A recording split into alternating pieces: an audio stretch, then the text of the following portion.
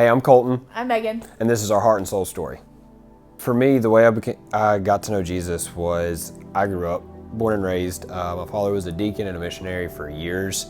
When I was 18, I was livid that we were having church on a Sunday on Christmas Day. And really, I think that was just the enemy trying to fight. And God showed up, and before I knew it, was walking down the aisle and just saw my dad's face and watched the tears flow from his eyes that, at this point of my life, I had made the decision to accept Jesus after knowing all the Bible verses, knowing all the chapters, everything there was to know about it, actually having that personal connection. I am born and raised Catholic at about age 8.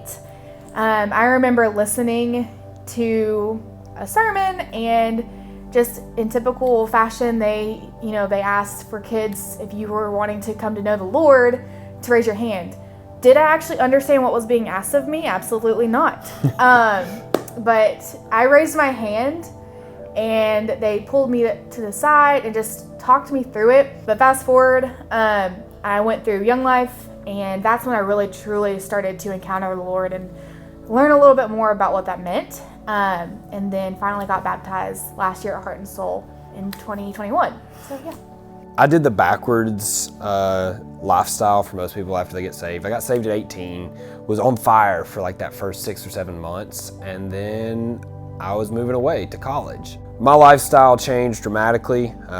Stopped going to church pretty much overnight, moved up to UT, was there, didn't get in the best friend groups, didn't do some of the best things, and really lived the party crowd life for a while, and pretty much went as far away from Jesus as I'd ever been immediately after being saved. Like I mentioned, I came to know the Lord at a very young age, and I was doing the motions, and from there I learned, journaling and being in the Word every day, and I was doing that, and I was doing the motions, and I felt it was the right pieces that I was doing. But on the weekends I was, I was going to parties, I was doing these things, I was doing anything but what I needed to be doing. Along came this pretty lady, and I can distinctly remember the moment where things started to kind of shift. She looked at me one day and said, "You're better than this. The person I know is much better than the person you are right now."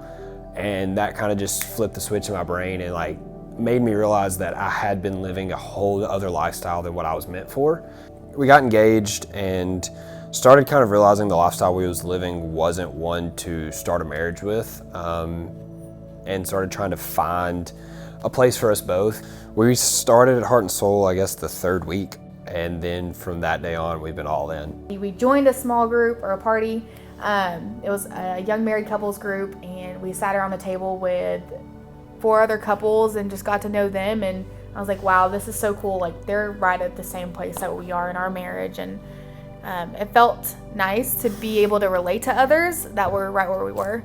We actually got given the opportunity to start leading that small group at that party for young married couples, and just watching the progression of it to turn from 5 or 6 couples that are strangers that may know each other a little bit to a life group. I mean, people that we go and do things with on the weekends, we go places. When you're in one of those groups, the community that comes from it is just life-changing. And watching those groups just start to build that community has been, for me personally, has been a game changer. Once we graduated, I was always with Megan's friends. I never had my friends, I never had my family, I never had, people that I had chosen to be friends with or they'd chosen to be friends with me. With Heart and Soul, I got the opportunity to start to make those friends of my own and start to build that relationship, and then I got to share that with other people. A great example of that, I think, is Megan and Stephen Barnes.